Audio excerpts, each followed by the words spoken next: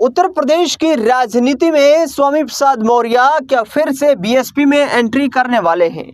करीब 1.5 दशक तक बीएसपी में शामिल रहे स्वामी प्रसाद मौर्य ने बहन कुमारी मायावती की जमकर तारीफ की है और स्वामी प्रसाद मौर्य ने सीधे तौर पर कहा है कि मायावती संविधान को मानती हैं, दलितों पिछड़ों के अधिकारों की लड़ाई लड़ती हैं और इसी आधार पर हम उनके साथ हैं।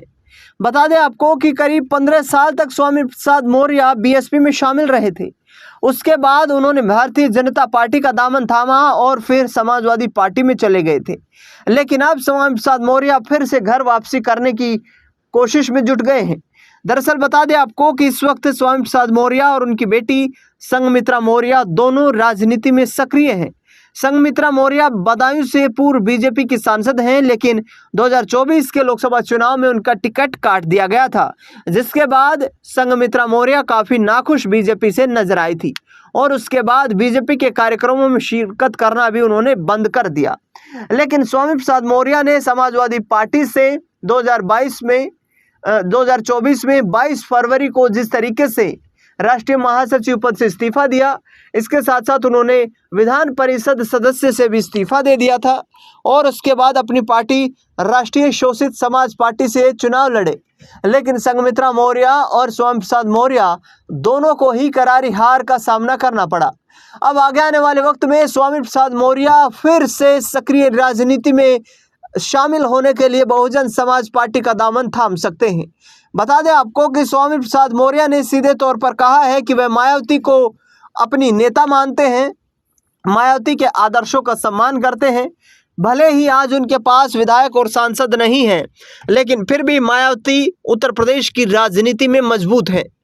दूसरी ओर उन्होंने अखिलेश यादव को लेकर कहा कि अखिलेश यादव को पीडीए का फॉर्मूला मैंने ही दिया था।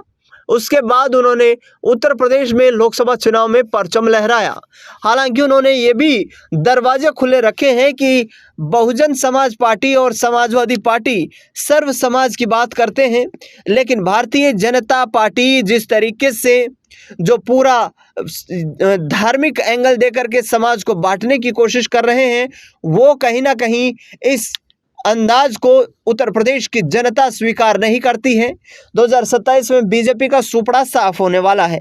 स्वामी प्रसाद मौर्य की बेटी संघमित्रा मौर्य पर कई आरोप भी लगे थे, लेकिन उनकी ये उम्मीदें हैं कि वह समाजवादी पार्टी का दामन थाम सकती हैं। पिता पुत्री की जोड़ी उत्तर प्रदेश में क्या कमाल कर पाएगी 2027 में, ये देखना बेहद दिलचस्प रहेगा, क्योंकि विधानसभा के उपचुनाव में एक तरफ स्वामी प्रसाद मौर्य की बेटी संघमित्रा मौर्य विधानसभा का चुनाव जो कि उपचुनाव हुए थे 10 सीटों पे, उसमें समाजवादी पार्टी की टिकट पर लड़ना चाहती थी, लेकिन अखिलेश यादव से टिकट की कंफर्मेशन न होने के चलते उन्होंने समाजवादी पार्टी से अभी तक दूरियां बना रखी हैं।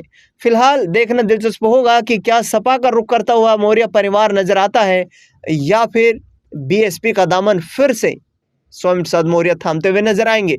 फिलहाल इस खास खबर में इतना ही। देश दुनिया से जुड़ी तमाम बड़ी खबरों के लिए देखते रहिए नेक्स्ट 9 आवाज।